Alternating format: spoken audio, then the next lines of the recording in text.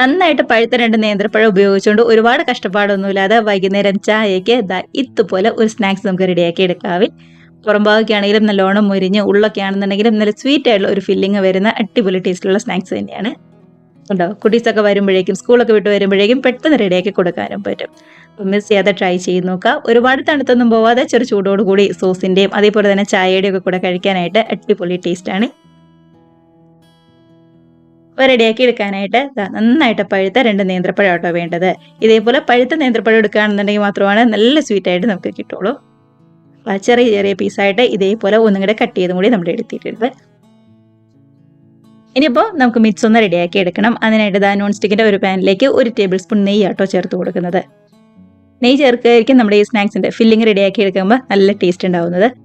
നെയ്യൊക്കെ ചൂടായിട്ട് വരുമ്പോൾ കുറച്ച് കാഷ്നട്ടും അതേപോലെ തന്നെ നല്ലോണം ചൂടായി വന്നതിന് ശേഷം കുറച്ച് മുന്തിരിയും കൂടി നമുക്ക് ചേർത്ത് കൊടുക്കാവേ. കാഷ്നട്ട് എടുക്കുമ്പോൾ ഒരു 10-12 കാഷ്നട്ട് ഇതേപോലെ ചെറിയ പീസായിട്ട് കട്ട് ചെയ്തതാണ്. നല്ലോണം ഒന്നും കൂടി ചൂടായി വന്നതിന് ശേഷം കുറച്ച് മുന്തിരിയും കൂടി ചേർത്ത് ശരിക്കും ഒന്നും കൂടി ചൂടാക്കി എടുക്കുന്നുണ്ട്. നമ്മൾ ഈ സ്നാക്സ് കഴിക്കാൻ നേരത്തെ ഇടയ്ക്ക് കാഷ്നട്ടും അതേപോലെ തന്നെ മുന്തിരിയൊക്കെ ഒന്ന് കഴിക്കാൻ കിട്ടുന്ന ഒരു പ്രത്യേക ടേസ്റ്റ് തന്നെ കേട്ടോ. ഒട്ടും തന്നെ കരിഞ്ഞൊന്നും പോകാതെ പ്രത്യേകം ശ്രദ്ധിക്കണം. ഗ്യാസ് ഏറ്റവും ലോ ഫ്ലെയിമിലാക്കുക കേട്ടോ. അതിനുശേഷം ഒരു 1/2 കപ്പ് തേങ്ങ ചിരകിയത് നിറച്ച് തന്നെ ചേർത്ത് കൊടുക്കാവേ. തേങ്ങയുടെയൊക്കെ ആണെന്നുണ്ടെങ്കിലും പച്ചമണം നന്നായിട്ട് മാറി വരുമ്പോൾ ഇതിനകത്തേക്ക് ഒരു 1/2 ടീസ്പൂൺ ഏലക്കപ്പൊടിയും അതേപോലെ തന്നെ മധുരത്തിനായിട്ട് ഒരു 3 ടേബിൾ സ്പൂൺ പഞ്ചസാരയും കൂടി ചേർത്ത് കൊടുക്കുന്നുണ്ട്. നമ്മൾ ഇതേപോലെ പഞ്ചസാര ചേർത്ത് കൊടുക്കുമ്പോൾ പഴത്തിന്റെ മധുരം ഒന്ന് നോക്കണം കേട്ടോ. നല്ല പഴുത്ത് നന്നായിട്ട് മധുരമുള്ള പഴമാണെന്നുണ്ടെങ്കിൽ ഒരു 2 ടേബിൾ സ്പൂൺ വരെയൊക്കെ ചേർത്ത് കൊടുത്താൽ മതി. ഞാനിവിടെ 3 ടേബിൾ സ്പൂൺ ചേർത്ത് കൊടുത്ത് നന്നായിട്ട് തന്നെ ശരിക്കും ഒന്നുകൂടെ മിക്സാക്കി യോജിപ്പിച്ചെടുത്തിട്ടുണ്ട്. കണ്ടോ? ഒട്ടും തന്നെ കരിഞ്ഞൊന്നും പോവാതെ നല്ല സ്വീറ്റ് ആയിട്ട് തന്നെ നമുക്ക് കിട്ടിയിട്ടുണ്ട്. ഇതിലേക്കാണ് കട്ട് ചെയ്ത് വെച്ചിരിക്കുന്ന പഴവും കൂടി ചേർത്ത് കൊടുക്കുന്നത്. ഇനിയിപ്പോൾ ഈ പഴവും അതേപോലെ തന്നെ തേങ്ങ ചിരകിയതും പഞ്ചസാരയും എല്ലാമായിട്ട് നന്നായിട്ട് തന്നെ ഒന്നും കൂടി യോജിപ്പിച്ചെടുക്കുന്നുണ്ട്. കണ്ടോ? ഇതുപോലെ ഇനി ഇതേപോലെ ഒന്ന് തട്ടിപ്പൊത്തി വെച്ച് മൂടി വെച്ച് നല്ലോണം തന്നെ ഒന്നും കൂടി ചൂട് കയറി വരുന്നവരെ വെയിറ്റ് ചെയ്യാം കേട്ടോ. അപ്പോൾ പഴമൊക്കെ ആയതുകൊണ്ട് പെട്ടെന്ന് ഇങ്ങോട്ട് വെന്ത് വന്നോളും. ഒരുപാട് സമയമൊന്നും വേണ്ടി വരില്ല. കണ്ടതാ ഇതുപോലെ ഒന്ന് ചൂട് കയറി നന്നായിട്ട് ഒന്നും കൂടി വെന്ത് വന്നതിന് ശേഷം അതേ സ്പൂൺ വെച്ച് തന്നെ നല്ലോണം ഒന്നും കൂടി ഉടച്ചു കൊടുക്കുക കേട്ടോ. അപ്പോൾ തേങ്ങയും അതേപോലെ തന്നെ പഞ്ചസാരയും പഴവും എല്ലാമായിട്ട് നന്നായിട്ട് തന്നെ ഒന്നും കൂടി യോജിച്ച് വന്നോളും. കണ്ടോ? ഒരുപാട് പാടൊന്നുമില്ല ഇതേപോലെ ഒന്ന് ഉടച്ചു കൊടുക്കാനായിട്ട്. പഴം നന്നായിട്ട് ചൂടായി വന്നതല്ലേ. ഇതുപോലെ ഒന്ന് ഉടച്ചെടുത്തിട്ടുണ്ട്. ഇനി ഇതിലേക്ക് ഒരു 2 ടേബിൾ സ്പൂൺ റവയും കൂടി ചേർത്ത് കൊടുക്കാം കേട്ടോ. നമ്മൾ റവ ചേർത്ത് കൊടുക്കുമ്പോഴാണ് കയ്യിലെടുത്ത് നല്ലോണം തന്നെ ഒന്നുകൂടി കുഴച്ചൊക്കെ എടുക്കാനായിട്ട് എളുപ്പമുണ്ടാകുന്നത്. അതിന് വേണ്ടിയിട്ടാണ്. റവ ചേർക്കുമ്പോൾ നോക്കി മാത്രം ചേർത്ത് കൊടുത്താൽ മതി. ഞാനിപ്പോൾ ആദ്യമേ 1 ടേബിൾ സ്പൂൺ ചേർത്ത് കൊടുത്തു. കുറച്ചും കൂടി ചേർത്ത് കൊടുക്കുന്നുണ്ട്. നമ്മൾ റവ എടുക്കുമ്പോൾ വറുത്ത റവയോ വറുക്കാത്ത റവയോ ഏതാണെങ്കിലും കുഴപ്പമില്ല. ഇതുപോലെ നന്നായിട്ട് തന്നെ ഒന്നുകൂടി മിക്സാക്കി ശരിക്കും യോജിപ്പിച്ചും കൂടി എടുക്കുന്നുണ്ട് കേട്ടോ. കണ്ടോ? അപ്പോൾ ഇത്രയേ ഉള്ളൂ നമ്മുടെ ഫില്ലിങ്ങിൻ്റെ പരിപാടി എന്ന് പറയുന്നത്. ഇനിയിപ്പോൾ നല്ലോണം തന്നെ ഒന്നും കൂടെ സെറ്റായി വരാനായിട്ട് ഇതേപോലെ ഒരു ട്രേയിലേക്ക് മാറ്റി കൊടുക്കാം. അപ്പോൾ ട്രേയിൽ ചുറ്റും നെയ്യൊന്ന് പറ്റി കൊടുക്കുന്നുണ്ട്. നല്ല ചൂടോടുകൂടി തന്നെ നമ്മുടെ ഈ മിക്സ് ട്രേയിലേക്ക് മാറ്റി നല്ലോണം തന്നെ ഒന്നും കൂടി ഷേപ്പാക്കി ഒതുക്കിയെടുക്കാം. കണ്ടതാ ഇതേപോലെ നന്നായിട്ട് തന്നെ പ്രസ് ചെയ്ത് ശരിക്കും ഒന്നും കൂടെ ഒതുക്കിയെടുക്കുന്നുണ്ട്. നമ്മൾ കട്ട് ചെയ്തെടുക്കാനായിട്ട് നല്ല എളുപ്പമുണ്ടാവും ഇതേപോലെ ഒന്നും കൂടി ഷേപ്പാക്കി എടുക്കുകയാണെന്നുണ്ടെങ്കിൽ. അങ്ങനെ നന്നായിട്ട് തന്നെ ഒന്നുകൂടി ഷേപ്പാക്കി എടുത്തിട്ടുണ്ട്. ഇത്രയേ ഉള്ളൂ. ഇനിയിപ്പോൾ നല്ലോണം തണുത്ത് വന്നതിന് ശേഷം ഒരു മണിക്കൂർ ഫ്രിഡ്ജിലും കൂടി വെച്ച് ഒന്ന് സെറ്റാക്കി എടുക്കാം കേട്ടോ. ഇപ്പോഴാണെന്നുണ്ടെങ്കിലും കട്ട് ചെയ്തൊക്കെ എടുക്കാനാണെങ്കിൽ നല്ല എളുപ്പമുണ്ടാവും. നല്ലോണം തന്നെ ആ ചൂടൊക്കെ നാറി വന്നതിന് ശേഷം ഫ്രിഡ്ജിലേക്ക് വെച്ചാൽ മതി. പഴമൊക്കെ ആണെന്നുണ്ടെങ്കിൽ നന്നായിട്ട് വലിയ ചൂടൊക്കെ നാറി തണുത്ത് വരുന്ന സമയം കൊണ്ട് നമുക്ക് കോട്ടിങ്ങിന് വേണ്ട മിക്സും കൂടി റെഡിയാക്കി എടുക്കാം. ഒരു 1/4 കപ്പ് മൈദയിലേക്ക് ഒരു നുള്ളു ഉപ്പും അതേപോലെ തന്നെ ഇതേപോലെ കുറച്ച് വെള്ളവും കൂടി ചേർത്ത് കട്ടകളൊന്നുമില്ലാതെ മിക്സാക്കി എടുക്കാം.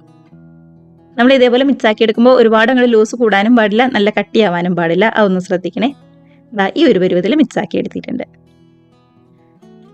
പഴത്തിൻ്റെ മിക്സൊക്കെ ആണെന്നുണ്ടെങ്കിലും തണുത്ത് ഫ്രിഡ്ജിൽ വെച്ച് ഒന്നും കൂടി സെറ്റായി വന്നിട്ടുണ്ട്. ഇനിയിപ്പോൾ നമുക്ക് ഇഷ്ടമുള്ള ഷേപ്പിൽ ഇതേപോലെ കട്ട് ചെയ്തെടുക്കാം. ഞാൻ ഈ ഒരു നീളത്തിലാട്ടോ കട്ട് ചെയ്തെടുക്കുന്നത്. നമ്മുടെ ഫിംഗർ ഷേപ്പിൽ കുറച്ചും കൂടി തിന്നായിട്ട് വേണമെന്നുണ്ടെങ്കിൽ അതേപോലെ ചെയ്തെടുക്കാം. ഞാനിവിടെ കുറച്ച് കട്ടിക്കാട്ടോ കട്ട് ചെയ്തെടുക്കുന്നത്. ഈ ഒരു വലുപ്പത്തിൽ കട്ട് ചെയ്തെടുത്തിട്ടുണ്ട്. നെയ്യൊക്കെ പറ്റി കൊടുത്തുകൊണ്ട് പെട്ടെന്ന് നിങ്ങൾ വിട്ടു പോകുന്നോളൂ. കണ്ടോ? സൈഡൊക്കെ ആണെന്നുണ്ടെങ്കിൽ നന്നായിട്ട് തന്നെ സെറ്റായി അടിപൊളിയായിട്ട് വന്നിട്ടുണ്ട്. ഇനി ഒട്ടും തന്നെ സമയം കളയാതെ നമ്മൾ റെഡിയാക്കി വെച്ച മൈദയുടെ മിക്സിലും അതേപോലെ തന്നെ ബ്രെഡ് ക്രംസിലും നന്നായിട്ട് തന്നെ ഒന്നുകൂടി കോട്ട് ചെയ്തും കൂടി എടുക്കുന്നുണ്ട്.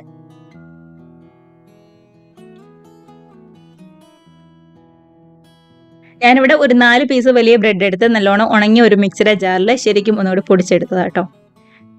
അല്ലാതെ വേറെ കടയിൽ നിന്നൊന്നും മേടിക്കണമെന്നില്ല. ഇതേപോലെ ബ്രെഡ് ക്രംസ് വീട്ടിൽ തന്നെ റെഡിയാക്കി എടുക്കാവുന്നതേ ഉള്ളൂ. കണ്ടോ, മൈദയിലും ബ്രെഡ് ക്രംസിലും ഒക്കെ നന്നായിട്ട് തന്നെ ഒന്നുകൂടി കോട്ട് ചെയ്ത് എടുത്തിട്ടുണ്ട്. ഇനിയിപ്പോൾ ചൂടായ ഓയിലിലേക്കിട്ട് ഫ്രൈ ചെയ്തെടുത്താൽ മാത്രം മതി. ഗ്യാസിൻ്റെ ഫ്ലെയിം ഒരു മീഡിയത്തിൽ വെക്കുക കേട്ടോ. ഓയിലൊക്കെ നന്നായിട്ട് ചൂടായി വന്നതിന് ശേഷം ഇതേപോലെ വെച്ച് കൊടുത്ത് നല്ലോണം തന്നെ 2 വശം ഒന്നും കൂടെ ഫ്രൈ ആയി വന്നതിന് ശേഷം എടുക്കാവുന്നതേ ഉള്ളൂ. ഇത്ര സിമ്പിളായിട്ട് റെഡിയാക്കി എടുക്കാൻ പറ്റാവുന്ന നമ്മുടെ നേന്ത്രപ്പഴം ഉപയോഗിച്ചുകൊണ്ടുള്ള സിമ്പിളായിട്ടുള്ള സ്നാക്സ് തന്നെയാണ്. കണ്ടോ, ഒരു വശമൊക്കെ നന്നായിട്ട് റെഡിയായി വന്നതിന് ശേഷം മറിച്ചിട്ട് കൊടുത്ത് 2 വശം നല്ലോണം തന്നെ മുരിഞ്ഞ് വരുമ്പോൾ കോരിയെടുക്കാവുന്നതേ ഉള്ളൂ. ഇത് മാത്രമല്ല, ഒരുപാട് മസാലയൊന്നും വഴറ്റി കഷ്ടപ്പെടാതെ നമ്മുടെ അടുക്കളയിൽ എപ്പോഴും കാണുന്ന സിമ്പിളായിട്ടുള്ള ചേരുവകൾ ഉപയോഗിച്ചുകൊണ്ട് പെട്ടെന്ന് റെഡിയാക്കി എടുക്കാവുന്നതല്ലേ ഉള്ളൂ. 2 വശം നല്ലോണം തന്നെ കളറൊക്കെ മാറി ശരിക്കും മുരിഞ്ഞ് വരുമ്പോൾ കോരിയെടുക്കാം. ഇനിയിപ്പോൾ ഒരുപാട് തണുത്തൊന്നും പോവാതെ ചെറു ചൂടോടുകൂടി നല്ലൊരു ചൂട് ചായയുടെ കൂടെ കഴിക്കാനായിട്ട് അടിപൊളി ടേസ്റ്റാണ്. അടുത്ത ബാച്ച് സ്നാക്സും ഇതേപോലെ പെട്ടെന്ന് റെഡിയാക്കി എടുക്കാം. ഗ്യാസിൻ്റെ ഫ്ലെയിം ഒരുപാട് കൂട്ടി വെക്കരുത് കേട്ടോ. അതേപോലെ തന്നെ തീരെ ലോ ഫ്ലെയിമിലും വെക്കരുത്, മീഡിയത്തിൽ മാത്രമേ വെക്കാവുള്ളൂ. അങ്ങനെ നന്നായിട്ട് പഴുത്ത 2 നേന്ത്രപ്പഴം ഉപയോഗിച്ചുകൊണ്ട് എളുപ്പത്തിൽ റെഡിയാക്കി എടുക്കാൻ പറ്റാവുന്ന സ്നാക്സ് ഇവിടെ റെഡി ആയിട്ടുണ്ട്. എല്ലാവരും മിസ് ചെയ്ത് ട്രൈ ചെയ്ത് നോക്കുക. കമൻസ് ഒക്കെ ആണെന്നുണ്ടെങ്കിലും മറക്കാതെ അറിയിക്കണേ. കൂടെ തന്നെ വീഡിയോ റെസിപ്പി നിങ്ങൾക്ക് ഇഷ്ടമായിട്ടുണ്ടെങ്കിൽ ഒന്ന് ലൈക്ക് അടിച്ച് ഷെയറും കൂടി ചെയ്യാനും, ആദ്യമായിട്ട് നമ്മുടെ ചാനൽ ആരെങ്കിലും കാണുന്നവരുണ്ടെങ്കിൽ നമ്മുടെ ചാനലും കൂടി ഒന്ന് സബ്സ്ക്രൈബ് കൂടി ചെയ്യാനായിട്ട് മറക്കല്ലേ. അപ്പോൾ ഇതുപോലുള്ള വേറെയും ഒരുപാട് വെറൈറ്റി സ്നാക്സ് നമ്മുടെ ചാനലിൽ അപ്ലോഡ് ചെയ്തിട്ടുണ്ട്. കാണാത്തവരുണ്ടെന്നുണ്ടെങ്കിൽ ഒന്ന് കണ്ടു നോക്കിക്കോളൂ. നമുക്ക് ഇതേപോലുള്ള പുതിയ നല്ല അടിപൊളി വീഡിയോസും റെസിപ്പീസൊക്കെ ആയിട്ട് വീണ്ടും കാണാം. അതുവരെ എല്ലാവർക്കും ബൈ.